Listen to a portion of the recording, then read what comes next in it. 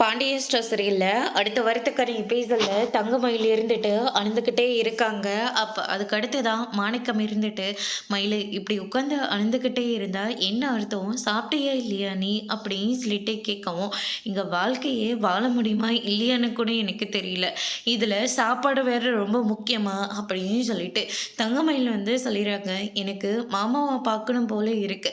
கண்டிப்பா மாமா கடைக்கு வந்திருப்பாரு.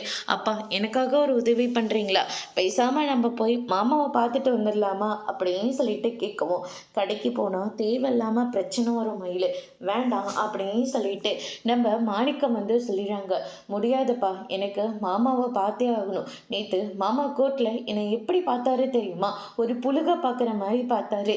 எனக்கு எவ்வளோ அசிங்கமாக போச்சு தெரியுமா? நான் பண்ணது எல்லாமே தப்பு தான். அதுக்காக எனக்கு என்ன தண்டனை வேணாலும் கொடுக்கட்டும். ஆனால் டிவோர்ஸ் மட்டும் வேண்டாம்ப்பா, அதை எடுத்து சொல்லி புரிய வச்சிடலாம் அப்படின்னு சொல்லிட்டு தங்கமயில் வந்து சொல்லிடுறாங்க.